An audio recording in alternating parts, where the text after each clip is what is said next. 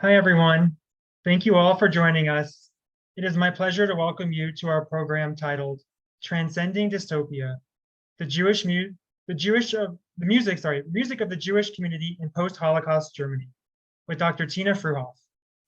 Last night through this evening is Yom HaShoah, Holocaust Remembrance Day, a time to remember and reflect upon those murdered during the Holocaust. We have held several lectures over the past year on the Holocaust, mainly discussing the tragedies and horrors. Tonight, we will have the opportunity to also reflect upon the resilience of some surviving Jews as they returned to Germany. With them, they brought their music. I am not surprised that music played a role in their journeys. Music continues to hold a central place in Jewish culture, from the liturgy to contemporary pop and rock music. Like many, I often feel moved by the music of our tradition. Music connects us to our stories, inspires us, and opens us up to transformative experiences. I look forward to learning and hearing with Dr. Fruhoff this evening. With that, thank you again for joining us. And I would now like to welcome George Johnson, a member of the Haberman Institute Board, to introduce our speaker. Hi, George. Oh. It looks like you're on mute.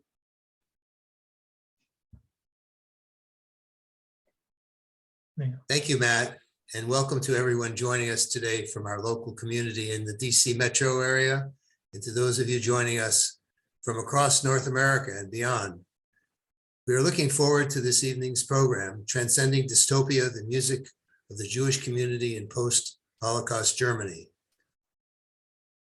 I am George Johnson, a member of the board of directors of the Haberman Institute for Jewish Studies. Thank you for joining us today. To those of you who are new to this, our lectures and classes, we are glad that you are learning with us today. Our mission is to provide a wide audience of learners with high quality, in-depth encounters with Jewish thought, history, and culture.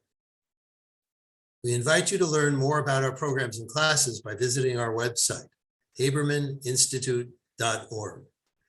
Our next program is coming up on Wednesday, May 11th, a lunchtime talk entitled Amidst the Sunflowers, a journey of Jewish-Ukrainian relations, research, and resilience. You can register on our website to receive the Zoom link and discover other upcoming lectures and classes as well. This evening's lecture comes as we conclude the observance of the Yom HaShoah, Holocaust Remembrance Day. Appropriate to this day, we remember the unspeakable loss of Jewish lives and culture, but we also celebrate the survival of the Jewish spirit. Specifically, we will explore the remarkable revival of Jewish musical activity that developed in post-war Germany against all odds. Based on the highly original and uniquely valuable historical research of our speaker, Dr. Tina Fruhoff. Dr. Fruhoff is adjunct associate professor at Columbia University and serves on the doctoral faculty of the Graduate Center at City University of New York. The study of Jewish music and modernity has been her primary research focus for 2 decades, culminating in numerous monographs, including the important work she will discuss tonight, Transcending Dystopia, Music, Mobility, and the Jewish Community in Germany, 1945 to 1989. Among Dr. Fruhoff's recent work is Dislocated Memories, Jews, Music, and Post-War German Culture, which won the Ruth A. Soley Award and the Jewish Studies and Music Award of the American Musicological Society. Her current work focuses on the mass dislocation of peoples in the 20th century and the conditions of globalization, genocide, exile, and minority experience. Now, I turn over the floor to Dr. Fruhoff. I know we are all looking forward to learning with you this evening. Thank you for sharing your expertise and insight with us. Thank you so much, Matt Silverman, for the warm welcome, and George Johnson for your kind introduction, and to the Haberman Institute for hosting me to speak on this year's Yom HaShoah.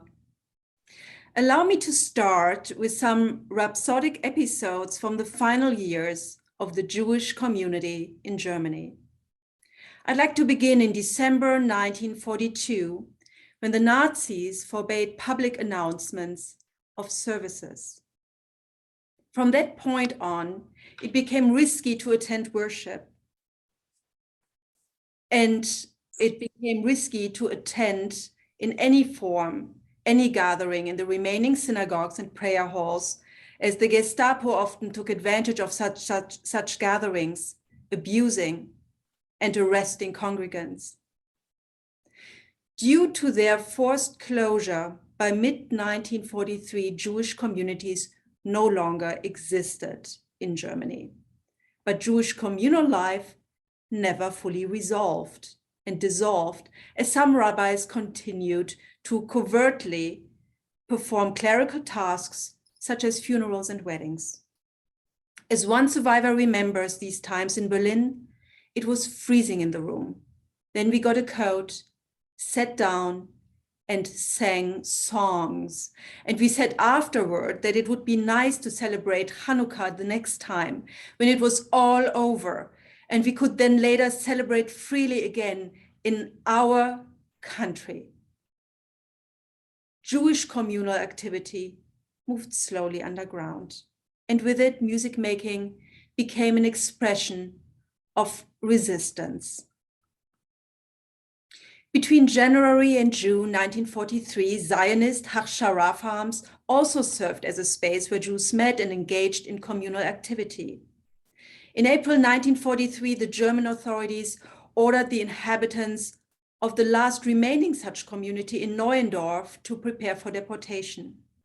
They gathered that evening for their final Fahnenappell, a roll call flag raising ceremony.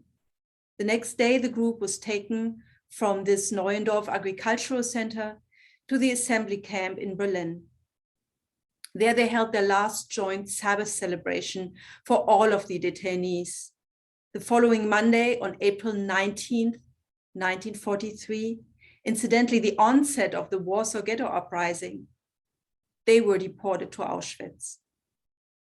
In her memoirs, Anneliese Ora-Borinsky, one of the leaders of the farm, recounts the last days before their deportation. In her words, it appears as a kind of tragic irony. Once we formed an official singing group, we sang our songs and the Gestapo listened. And if they could understand, they may have laughed at these fools who in this situation were singing, "We are building a new strong race. We demand Jewish honor. We stand up for freedom, equality, and justice." The song referenced here is Kadima, Vorwärts, forward. Its lyrics and music are attributed to Akiva Levinsky, who was known as a prominent Zionist leader. The song is also, or the term Kadima is also, as some of you might know, the name of a youth movement. The song is written in the style of a solemn military march, typical for anthems and other official songs in Europe and the Soviet Union at the time. It is not surprising that the musical idiom of Kadima is devoid of any audible Jewish reference. Consider the circumstances. We will listen to it now in an arrangement by New York-based klezmer musician Dmitry Sizil-Slepovich. And I also have on the slides the translation of the song.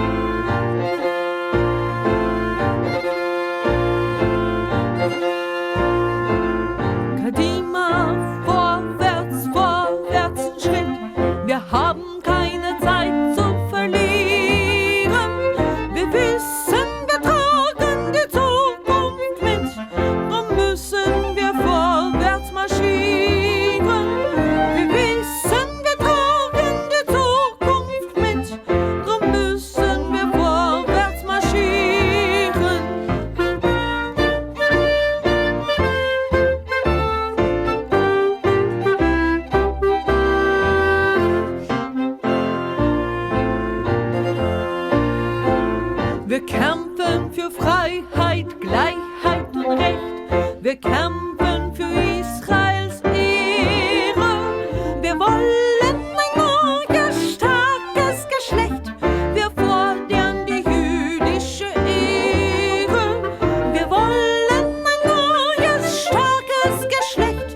Wir fordern die jüdische Ehre.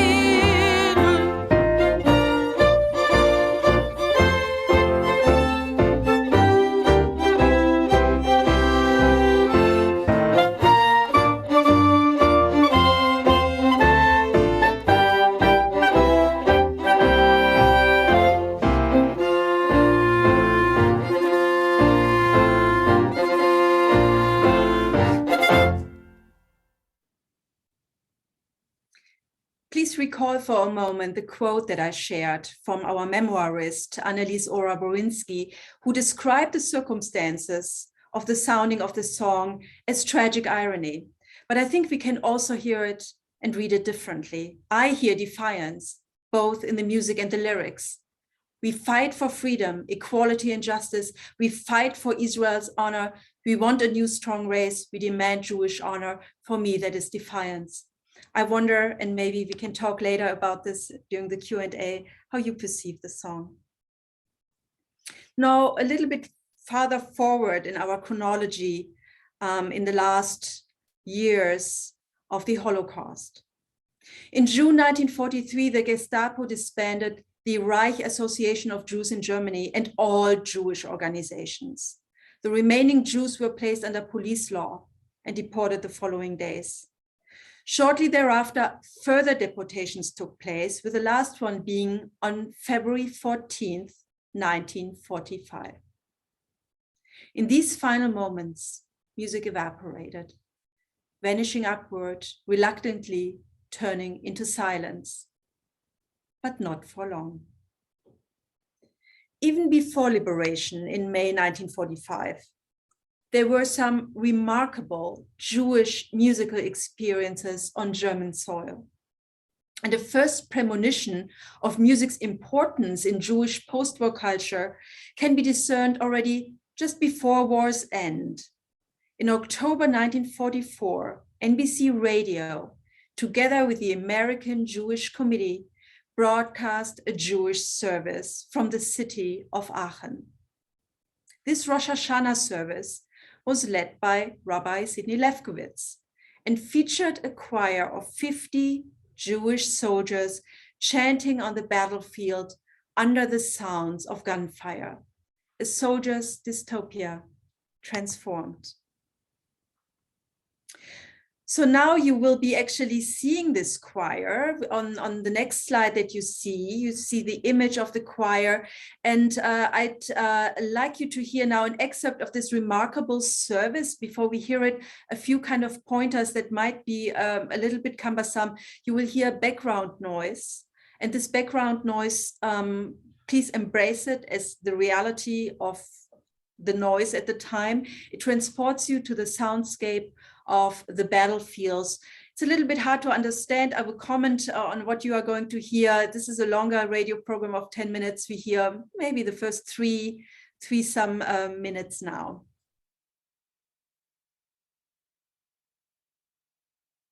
The National Broadcasting Company, in cooperation with the American Jewish Committee, brings you now a special broadcast of historic significance, with the first Jewish religious service broadcast from Germany since the advent of Hitler. We turn you over now to James Cassidy, NBC war reporter in the Aachen area. This is James Cassidy with the American First Army speaking from Germany. Today, the National Broadcasting Company brings its listeners a program of historic moment. The first direct broadcast of a Jewish religious service from German soil from Adolf Hitler and his Nazi party began the attempted destruction not only of the Jews but of all religions more than a decade ago. We are speaking to you from a point somewhere near Aachen in Germany. This service is being held in an open field underneath a blue sunlit sky. It is possible to hear the sound of artillery guns a short distance away, because the front line is not far from where we are. During this service, you will hear Captain Sidney Lefkowitz of Richmond, Virginia, and a choir of more than 50 American soldiers who profess the Jewish religion and who have seen combat. who have fought for the right to stand in this German field at this moment and worship God according to their great faith and faith. In the minds of many of us who stand here at this moment is the memory of countless thousands of Jewish men, women, and children who have died here in Germany because they also profess this faith. Also to be heard today at the conclusion of the service will be messages from Protestant and Catholic chaplains of the United States Army.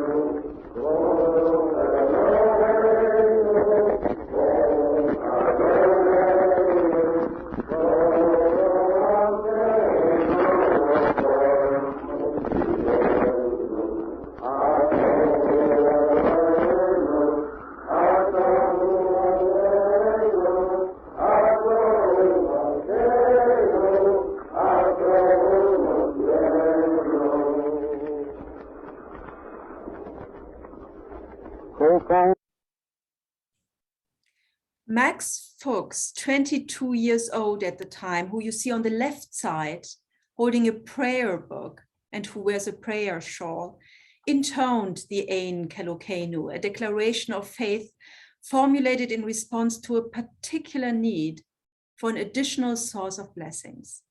And later on, this group would sing the Yigdal, which formulates Maimonides' 13 principles of faith.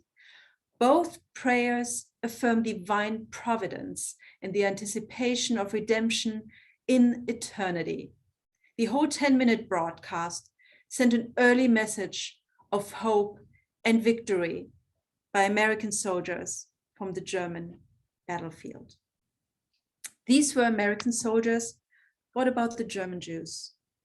Beam yourself back for a moment to post-war Germany, to the summer of 1945. And now on the next slide, you will see a picture of Fasanenstraße Synagogue in Berlin. A world was in ruins, a population so gravely diminished that a rich cultural life seemed unthinkable.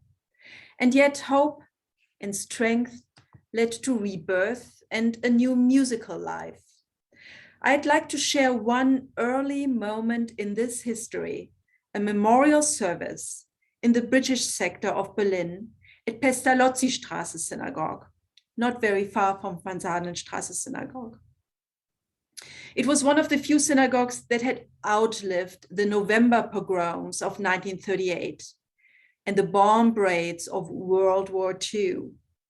In a letter from July 1945, the Jewish Lithuanian-born G.I. Keith Skidell described the service to his wife, saying it was impressive in the extreme. Everyone wept, and one of the men switched back on the eternal light. The ceremony of this July 1945 was a conscious reassertion of German Jewish identity. It began with a Shehechiyanu, a blessing that has been recited by Jews for nearly 2,000 years to celebrate special occasions and to give thanks for unusual experiences.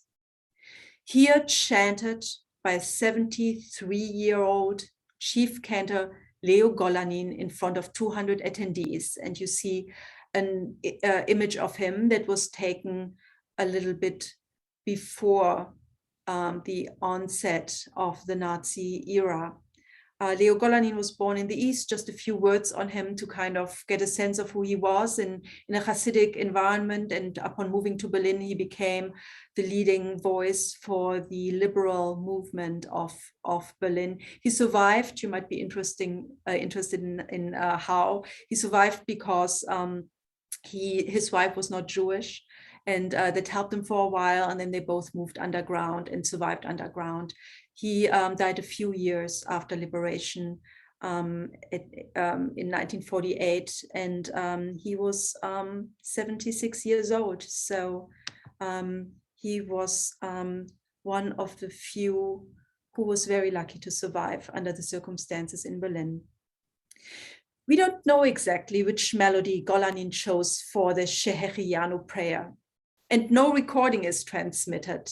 Although, as we learn later, a little bit later, this service was actually broadcast.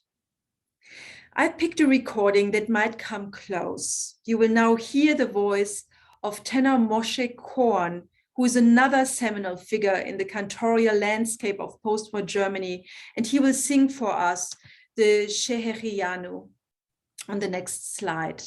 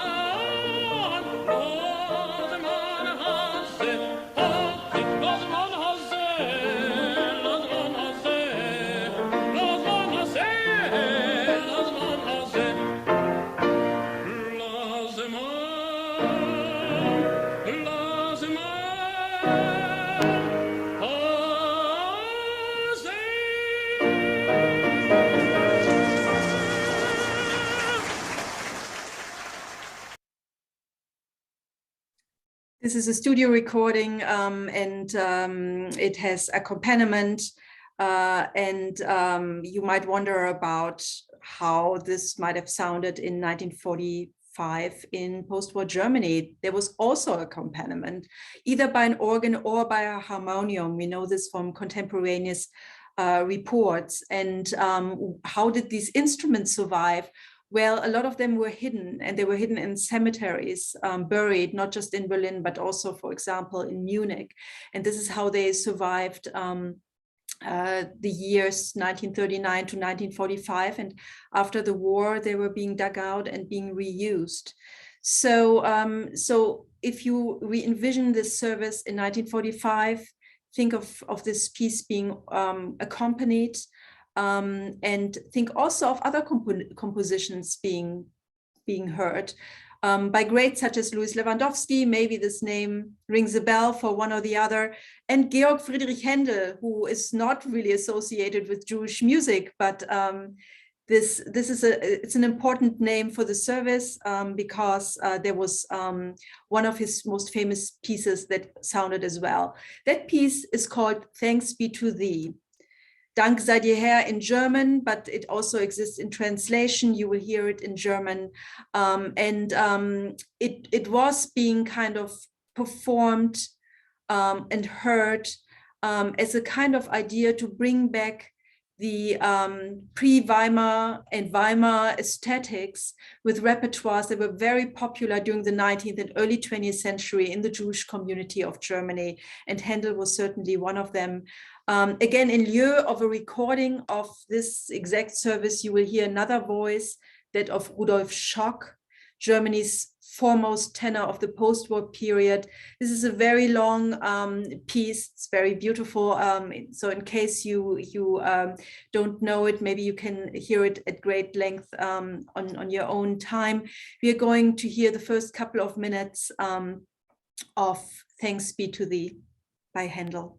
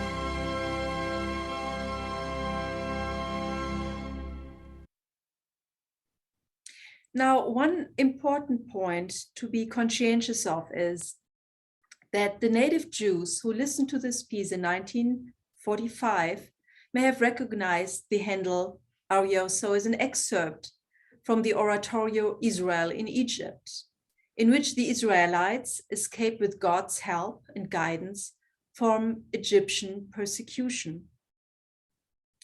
In the service, the arioso served as an expression of gratitude for the miraculous salvation from the Nazis, thanking God for survival.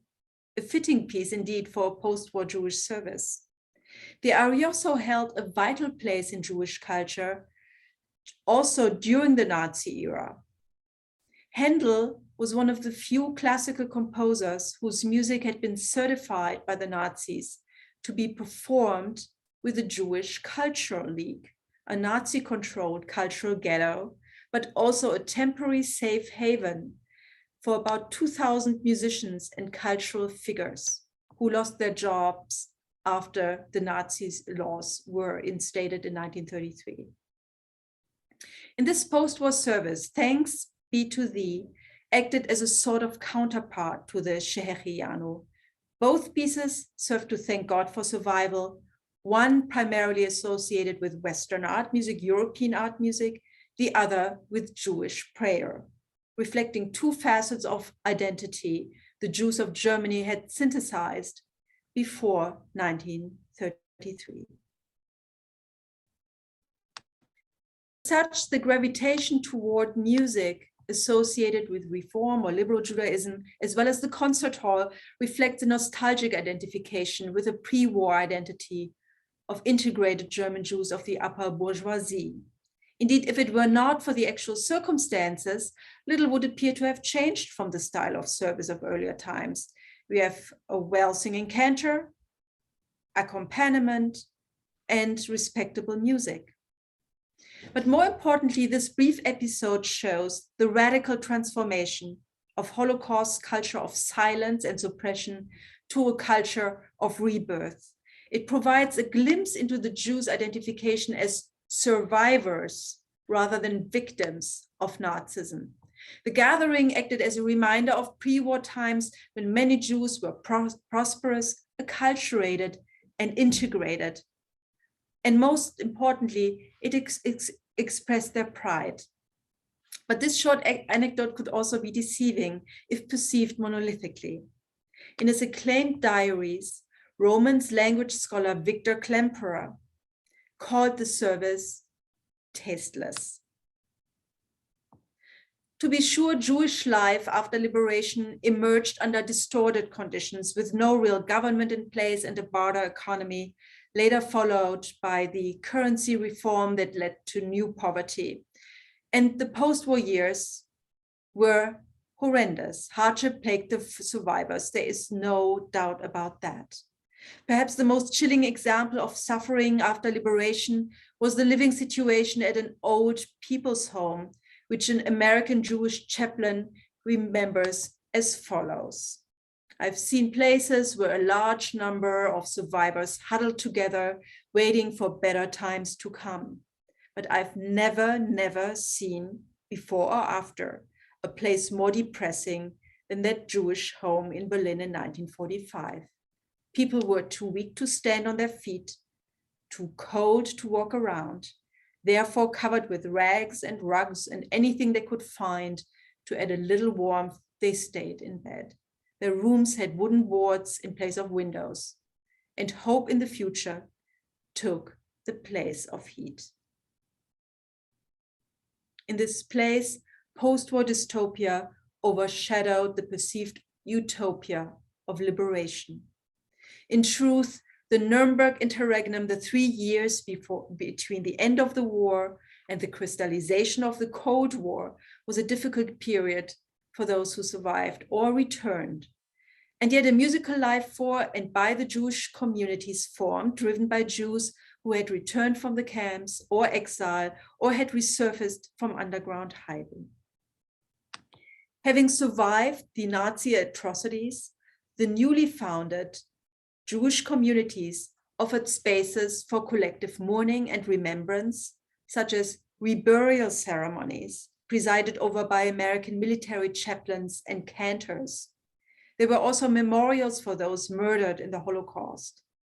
Memorial days firmly instituted in the first month after liberation, and they would have a lasting presence in Germany's culture of remembrance. And these commemorative efforts included music, which served as an agent to help with emotional hardship and to create an atmosphere of dignity, respect, and compassion. In parallel to the somber memorials, euphoric celebrations of liberation took place as well, which once more defined the Jewish population as survivors rather than victims. And beginning in 1948, celebrations dedicated to the newly founded state of Israel had a massive impact on the self-image, political consciousness, and culture of Jews in post-Holocaust Germany. And what you probably can imagine that there was hardly any Israel celebratory event that did not close with the Hatikva.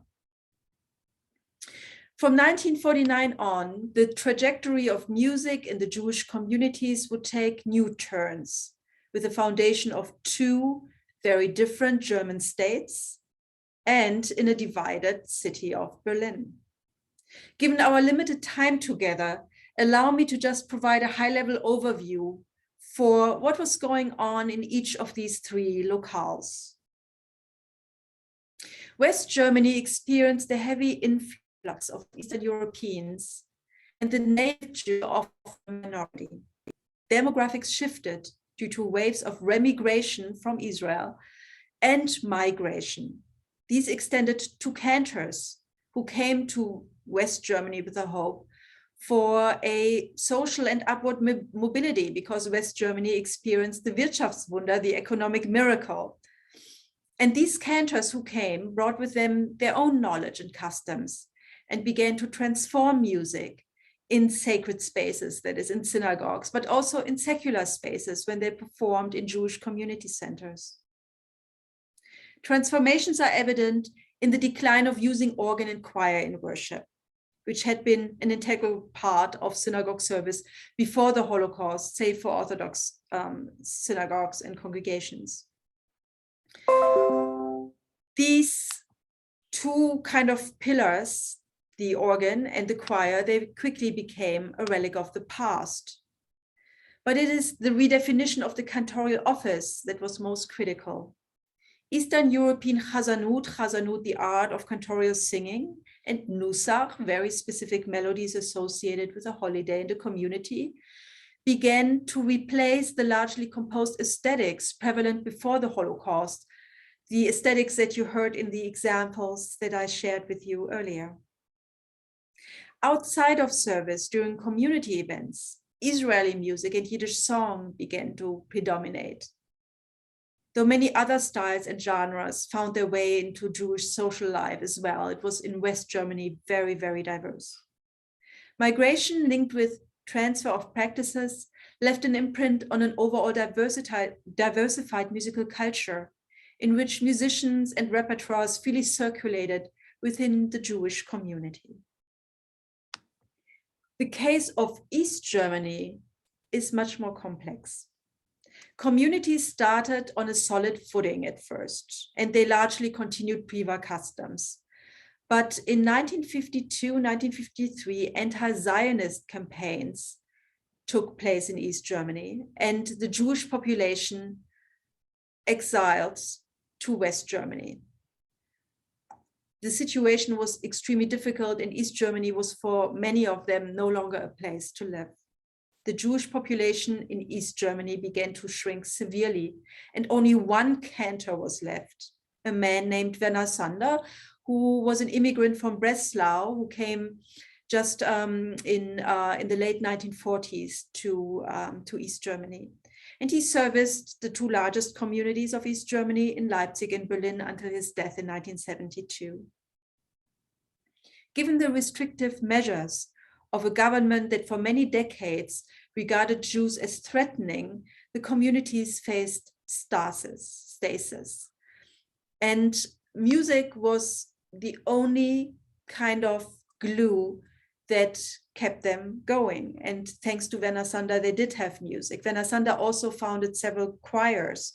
First, a little community choir, and then in 1962, the Leipzig Synagogue Choir, which was a concert choir performing only Jewish repertoires meaning synagogue music and Yiddish song.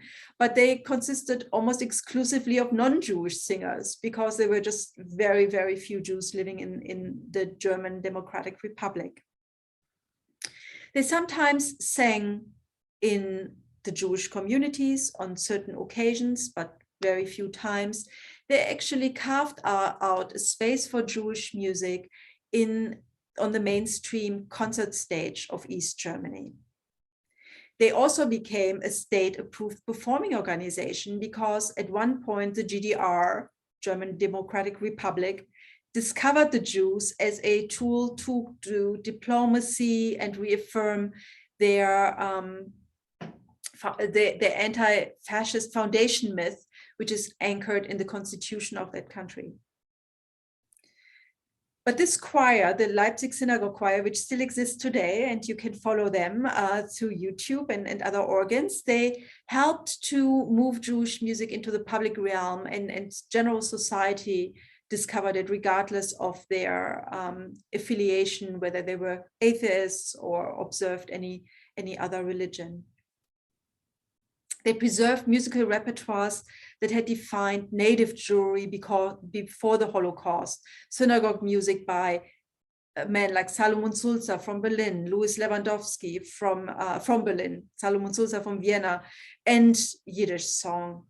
And in parallel, Yiddish was on the rise with a performer from the Netherlands who survived in Bergen-Belsen, Linyal Dati, who actually popularized Yiddish songs in GDR's mainstream culture, but also occasionally in the Jewish communities. Although she was never registered with any of the communities, this performer, Linyal Dati, occasionally, through her occasional performances and her location in East Berlin, served also as a glue between East Berlin and the rest of East Germany. And this glue was sometimes really needed because the Jewish community in East Berlin was like the only community that had any sizable number of Jews who were observing, while in the other communities it was impossible sometimes to get even a minyan in order to actually hold service properly. Speaking of Berlin, the case here is complex too. The Jewish community was initially not divided like the two Germanys. They functioned as a unity until 1953, but then the aforementioned anti-Zionist campaign started, and then they had to split due to political pressure. But this split did not quite prevent passage of musical practices. Estrongo Nahama, a Greek-born cantor who survived Auschwitz and then became Leo Golanin's successor in Berlin and the voice of really West Berlin, he frequently crossed over into East Berlin to perform services, to sing at concerts at the one synagogue that was basically the fortress of Jewish service and the Jewish congregation of the East, Riekestraße Synagogue, a really amazing space that is still extant today. And if you ever visit Berlin, you should visit this really wonderful space. He also officiated at Weißensee Cemetery, where a lot of the objects during the Holocaust were buried, to preserve them. Why could he do that? He held a Greek passport, he didn't give it up, so he could travel quite freely, even throughout East Germany, and even after the erection of the wall without any restrictions. But little by little, even with this kind of glue of one cantor who could travel, mobility became one-sided, and the exchange of musical practices became one-sided, as the citizens of the Democratic Republic were subjected to severe restrictions that inhibited free movement to the West. And yet some sort of East-West relationships remained, common concerts once in a while, and the Jewish community in the West sometimes sent gifts, music, not only the cantor, but also books, scores, and so on. In turn, while the East German Jewish community was, East Berlin Jewish community was declining, the one in West Berlin was blossoming. The reason for that is evident. As a free city, West Berlin had very, very solid funding. And much of that funding actually went to the Jewish community. So recall this picture of Fasanenstraße synagogue that I showed you at the beginning, which was all in shambles. It was torn down, it was rebuilt with fragments, some fragments as a cultural center. And this cultural center was like the center for musical programs that the Jewish community offered. They invited performers from West Germany, from Israel, from the US. They performed a broad variety of programs from Arnold Schoenberg to actually something as remotely Jewish as gospel music. They had a very, very diverse program that actually kind of showed that they were both secular and sacred, plugged into the community that surrounded them, yet they were also distinct. And they tried to kind of have a very, very broad and inclusive outreach via music. But it is through religious music that the two communities in Berlin, East and West, who would have totally grown apart otherwise, maintained a unique contact zone where they occasionally met and which allowed them also to reunite after reunification. And the political implications of this largely unnoticed alliance are quite significant. Indeed, the musical practices of the Berlin communities uniquely represent cultural and social realities that responded to and corresponded with two different political systems and found a kind of space in between where they could still meet and still find common ground. And this is how they kind of saw themselves connected. If you like to know more details about the complexities, transitions, and transformations of the Jewish communities in the post-war Germanys, or have questions about the remarkable return and development of Jewish musical activity against all odds and under very different conditions, we have now time to discuss them. In closing, let me just say that the return of Jewish music attests to the resilience of the Jewish community. And celebrating this resilience is especially timely, not just because today is Yom HaShoah, but also in light of last year's big event. Last year has marked an important and widely celebrated anniversary that I just want to mention in closing. 1,700 years of Jews in Germany, quite a long time period, which in spite of waves of persecution, attests to the strength of the Jewish community on German soil, the third largest again in Europe, with music being an integral part of that community. Thank you so much for listening, and I'm very much looking forward to your questions now. Thank you, Dr. Fruhoff, for a very meaningful, for a lecture full of meaningful music and commentary. I'm sure our audience all out there appreciates it. It is 1,700 years is a very long time. So, and I want to go ahead and make sure everyone knows to go. You can feel free to ask questions in the Q&A through the Q&A button now. They're starting to come in, so let's jump right into it. One question just about what you just spoke about, sort of the connections between East and West Berlin. More specifically, how are they able to have common concerts, or if you want to say more in general about how they were able to come together? Yeah, so actually the common concerts were kind of borderline illegal. So basically, there were these pockets where East Germany was in financial crunches, and so they actually allowed West Berliners to cross the border to do a lot of shopping in order to kind of get currency flow going. And so that was a moment for West Berliners to actually cross the border easily and visit the graves of their families at Weißensee Cemetery. And in conjunction with this, very often concerts took place because they provided an additional context to regather. So these kind of travels were very rare, and they always kind of happened when really East Berlin or East Germany was some sort in a crunch and loosened some restrictions. And these kind of visits were impossible the other way around. So there were no real possibilities. It was a one-sided kind of connection with the erection of the wall in 1961.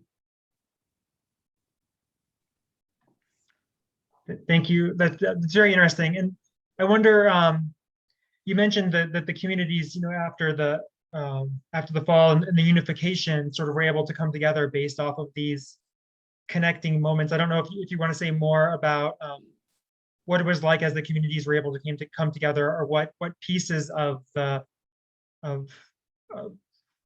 community that sort of held the bond together. So I made it sound quite easy. So a reunification, the two communities came together.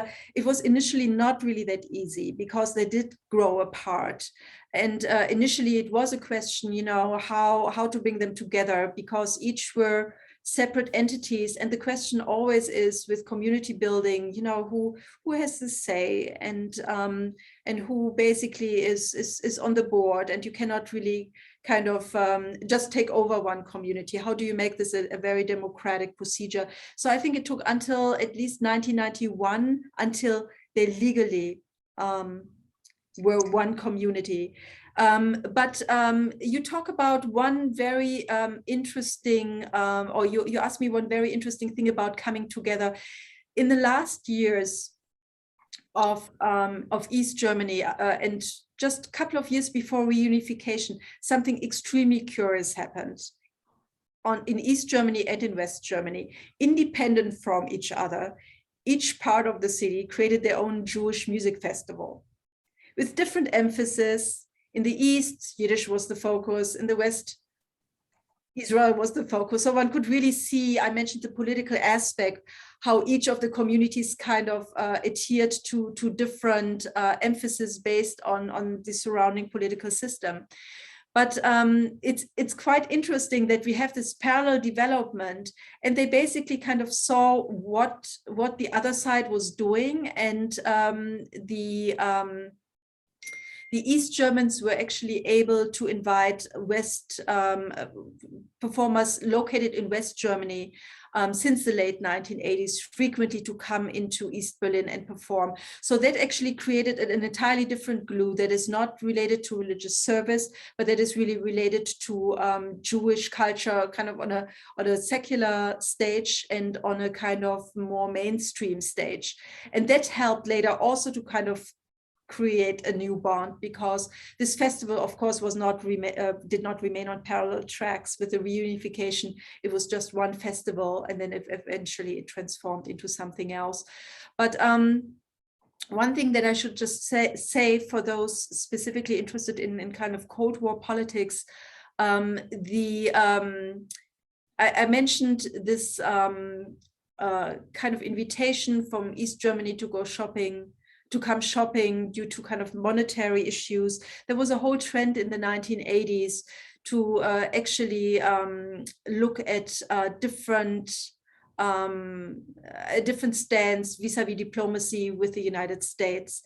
And the extremely fragile, like 400 some members counting, Jewish community of East Germany was kind of vital in that diplomacy. And so East Germany started really opening up towards not only West Berlin, but also towards the West in general. So the East Berlin community, for example, had for a very short time a Rabbi Newman, whose son actually lives in Washington, and he serviced that community for a short while. And it's quite unusual actually to invite an American into having such a really weighty and important position at the time.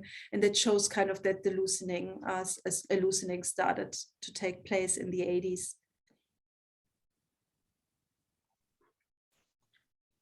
Thank you. As the next question, I'm gonna pull together a couple of pieces of questions here. There are a few questions about how Jewish music evolved more recently, and another one asking more directly if the German community has retained the German cantorial traditions that you had mentioned at the beginning of your lecture. Yeah, I start with the last question because that is a shorter answer.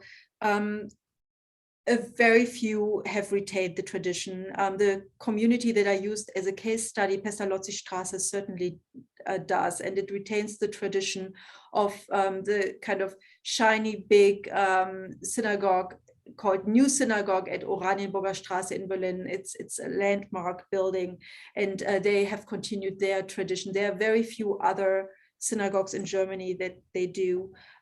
Most of them actually throughout East or West really have grown into a different model of service that is kind of largely rooted in Eastern European customs, and with especially Israeli cantors coming also in customs prevalent in Israel. There's a Sephardic influence in Ashkenazic synagogues. So there's a diversity, and but within this diversity, the German Jewish liberal tradition is extremely minuscule, very faintly represented.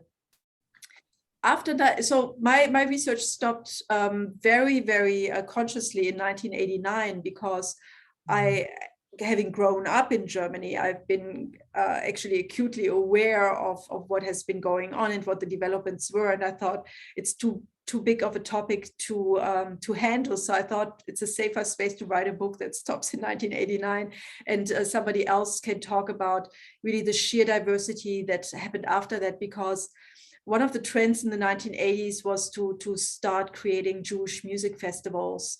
The Jewish community of Frankfurt did that, the Jewish community in Munich for sure. And then I mentioned East and West Berlin, and that has really grown, this movement. And with that, actually, the diversity of musics being presented from the Yemenite tradition, from the Sephardic tradition, from the Syrian tradition, from really all around. So, so there is a really big diversity, and there are many different kind of forms to present them, not just the music festivals, but also the mainstream stage. And when I mention the mainstream stage, none of you will be surprised if I mention the klezmer phenomenon, which went really strong starting in the 1980s in West Germany first, but then it swapped over also to the East, and it involved many non-Jews participating in it as well. So this has really had a very, very strong pillar with hardly any precedents. I mean, there was a little bit of klezmer in Germany in the early 20th century, but not to the extent that it lives today, and that it has morphed today, because klezmer is also not a monolithic musical genre. It has many different forms and many different types, and it has grown to become a kind of world music with its own kind of development in itself. So, so in kind of with these kind of remarks, I roughly sketch what happened after 1989. And I want to re-emphasize the Leipzig Synagogue Choir, who I've mentioned, which still exists today, is kind of, as with klezmer music, exemplary really for the involvement of many non-Jews, German or even non-German, coming to Germany to kind of participate in Jewish culture. Great, thank you.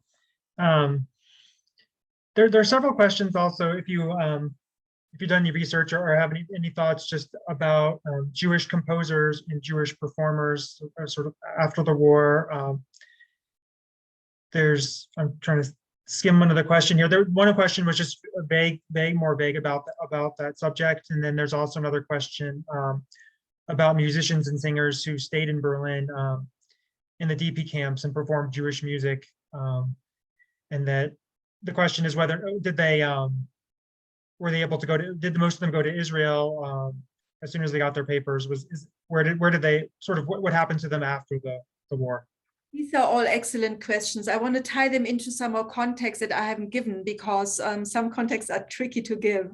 One always shall be careful. The DP camps. So for those who are not really familiar with this subject, let me briefly say that after 1945, throughout Germany, also Italy, Austria, I think parts of France, and I perhaps forgot some other countries. A lot of the concentration camps, but also other sites, were being offered to Jews who were displaced, many or most of them coming from Eastern Europe, and who actually survived the camps and didn't have a home anymore, didn't know where to go, and were acutely aware that Eastern Europe was not a safe place, while occupied Germany was, because it was occupied, and because the Americans and the other allies really saw to helping and facilitating this transition. So these DP camps, and it's a little bit of a subject in its own right, because there were these way stations, they were also sites where a lot of Jewish musicians were temporarily being based. And of course, what would they do? They would find instruments and start making music again, because that was their profession. And the DP camp phenomenon started, of course, in 1945. The last one on German soil was closed in 1958, quite late. But actually, most of them were dissolved with the foundation of the State of Israel, when most Jews actually who did not decide or could not get a visa to go to the United States decided to go to Israel, and there was no need for the DP camps. So these 3 years, a kind of Periclean period, kind of blossoming and afterthought in a way, they were pretty vital in the DP camps for music making. Much of Yiddish theater was being performed. There was a curious orchestra that called itself the ex-concentration camp orchestra that actually performed a variety of repertoires, from jazz to classical music, and whatever they actually could kind of piece together, they would perform.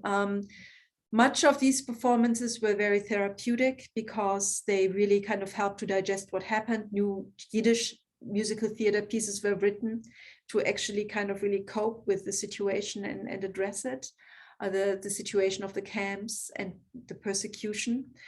And a lot of these musicians after 1948 left Germany, and with that the Jewish community basically became much smaller. Now, what does this mean in numbers? I didn't give you any numbers on purpose, because numbers are very, very approximate, and they're hard to give, but you kind of should have somewhat of an idea of what we are talking about. So first of all, why are numbers so difficult to give? Well, who after 1945 would find it very easy to go in a German city to the authorities and say, I'm Jewish? Yeah, this is like, it kind of feels, something could happen. There's this trauma of being identified and face persecution, even if the allies are involved. So we have only a rough estimate. There's a kind of dark figure in the back that we don't know of, but between 1945 and 1948, we can kind of say that very approximately 250,000 Jews kind of resided on German soil, German occupied soil. So that's kind of the figure. And then with 1948, everything kind of really emptied out and was very, very small. So the DP camps, a vital site, also a vital site for performers from abroad to come. Think of Leonard Bernstein, our American son, who actually went to Munich to give classical music concerts for DPs in order to kind of really bring people to a state that they felt human again, and that they could attend a concert and feel that they were kind of connecting to culture and to themselves through culture. Yehudi Menuhin gave a concert in Berlin, very controversial, because some felt quite offended that he would play Bach and not something that was more Jewish in spirit. And many performers, really pianists, temporarily kind of stayed in these DP camps and then came to the US, and continued, some to Israel, some returned. So there are many names I could mention. I'm not sure if all of them are known, because many of these artists were not kind of great world renown along the lines of Bernstein and Yehudi Menuhin. But I can, provide them on request, or maybe you want to look them up in my book. I mention many of these names. So I try to kind of wrap up both the DP camp question and the performer question in one sweep.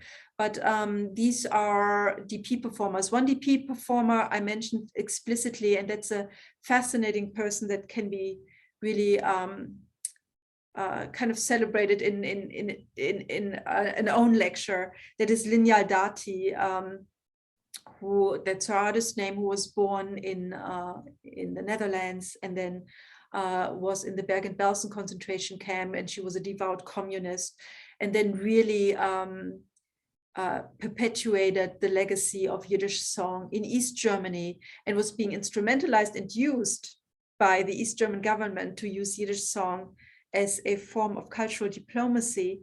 They sent her around the world to actually perform Yiddish song to kind of make the GDR look like an open-minded anti-fascist country, and she served that purpose. So it's a very interesting story to speak about this person, because she had such a multifaceted life, after this kind of musical diplomacy period. Then she broke off with the government because she didn't want to sign a kind of declaration against the state of Israel. There are many of those stories, many interesting stories about many interesting people. Some of them I've actually met and interviewed, because some of them survived and became very, very old. I'm thinking of my dear friend Kurt Messerschmidt, who I think died a couple of years ago at the age of 103 in Maine. He was an instrumental person in Berlin and Munich, and then moved to Maine and became a cantor there. And he has his own interesting life story. It's quite rewarding learning about people who are not widely known but have these very interesting life stories. Yes, thank you. It's always nice to have stories come to life that you haven't heard before. So I appreciate that, and I'm sure everyone out there also. And I want to take another couple of questions and sort of combine them. And there's a couple of questions about the music that was appreciated and listened to prior to World War II or during World War II. So one question is about was Yiddish music appreciated in Germany? And another one is about whether or not Jews or others in Germany listened to sort of the banned music by the Nazis. So the person quote degenerate music. So degenerate music, if you think of Arnold Schoenberg and his 12-tone, his dodecaphonic music, that was actually being appreciated, but not by many Jewish communities. And it takes also some solid funding to actually kind of create concerts on that high level. But the Jewish community of West Berlin and Fasanstraße really made an effort to bring the so-called degenerate composers back on stage. They probably made the biggest effort of all of the Jewish communities throughout Germany to do so. Why them? I haven't thought about it, and I couldn't, I cannot really answer this and attest to this. Could you ask the first question again? Because I started with the second one. A reminder what the first question was. Yeah, the first question was about whether or not Yiddish music was appreciated. Yiddish, yes. So Yiddish music was not appreciated to the extent that it was in the post-war period. And the reason for that is that even though there were a lot of Eastern European immigrants coming especially to Berlin, but also other parts of Germany in the very early 20th century, they were kind of kept separate, and there was not much mingling. There were few, they were a minority, and they were kept separate. And when they were coming, Yiddish music and Yiddish song started to kind of become popular, but not only. There was this whole kind of idea that Eastern Jewish musics are more authentic. But what is Eastern? Well, Yemenite, for example, that was being cherished, Sephardic. So there was this whole kind of, the whole renaissance of Jewish music that took place and Jewish culture that took place during the Weimar period, saw a kind of diversification away from the Ashkenazi repertoires and away from the concert hall repertoires that could fit as well, somehow, as the Handel example showed, to a real diversification really of Jewish repertoires that were Eastern in a very, very broad sense. So, so Yiddish, yes, but not as strong as in the post-war period when it really picked up. Great, thank you very much. There's a few more questions here. I'll begin with there's one about how many of your examples at the beginning were aging survivors between that 1950 to 89 period. So were there some younger people who were influential in Jewish music during that period also? They were, and the older ones educated the younger ones. So younger survivors, actually, there were some cantors who were not full-time cantors, but who kind of served, who were younger survivors and who were being kind of educated. But there was a lot of movement. Some of them moved away. Germany was still, you know, for many Jews, not really a place where they would stay, and if they were younger, they were more prone to moving, while the older generation did not want to move. It meant a resettlement, I think, at a stage where one is no longer that flexible. It's not so easy anymore to move. It's sometimes physically not easy, and also acquiring a new language and so on. But none of the, or hardly any of the younger generation became like seminal musical figureheads. So these actually were usually people who came from the outside or who were survivors and who came quite young after the war to Germany, from the camps or from elsewhere to resettle. So from the within, there are hardly any who became greatly prominent. Thank you. Yeah, it's very understandable that the younger ones would have more energy to move in the world. There's a couple of people have asked what brought you to this research, and like what are your connections to the topic. So I don't know if you want to say anything about that. I mean, the topic of Jewish music in Germany has been my topic for over 20 years. So this specific topic is a continuation of what I have been doing almost all my life, basically. So ultimately, what drove me to tackle this specific topic is basically my grandmother and being a rebel woman, and I kind of really always thought about understanding not only my grandmother but also my mother and their kind of post-war their post-war experiences, their war experiences, and it kind of explaining really the background of this. I think that was really crucial for me to start this subject. Thank you. And so as sort of a closing question, going back to what we began with and what you discussed, I wonder if you want to say more sort of about the role the music plays in resilience and hope within the Jewish narrative, or even more broadly, if there's any final words you want to leave us with.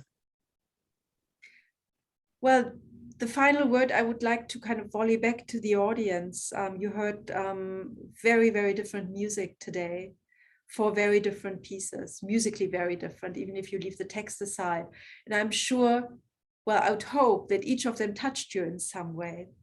And we had the first piece that touched me as a piece of defiance. The second one that touched me because of the circumstances that it was performed and in its utter simplicity with the cannons in the back as a counterpoint. The third one showed utter optimism. I mean, it could not have been a more optimistic piece. And the fourth one is a piece that has serenity in its music, a serenity, a peacefulness. And ultimately, all these pieces together kind of touch different parts of my emotion, and I hope parts of your emotion too. And having those pieces in one's ears and in one's life, I think, first of all, helps to divert from anything else one is dealing with. That's the reason why people go to concerts. They want to basically kind of shut off the world and settle down into a sphere that is peaceful, comforting, and lets them forget whatever else is happening. And I think music has no doubt, can have a variety of roles. It can also have the role of torture, the opposite role about which we haven't talked today. But the examples that I kind of shared with you, I shared pedagogically because I wanted to show you the different facets that actually helped to nurture kind of the notion of, or the question of, what actually is Jewish music in this very narrow context of the last years of the Holocaust and then the post-war year, the first post-war years, and they take on a variety of, I think, very comforting functions. Yes, thank you. I appreciate how you brought all of those pieces together, and how it really brings to the forefront how music can be hopeful and defiant and create serenity and peace. And I think that's a great message for us to take forward and on this day of remembrance for the Holocaust. So thank you again, and thank you all of you out there for joining us. I look forward to seeing you again soon at one of our programs, and thank you, Dr. Fruhoff. Thank you. It was a pleasure. Good night to everybody, and so long.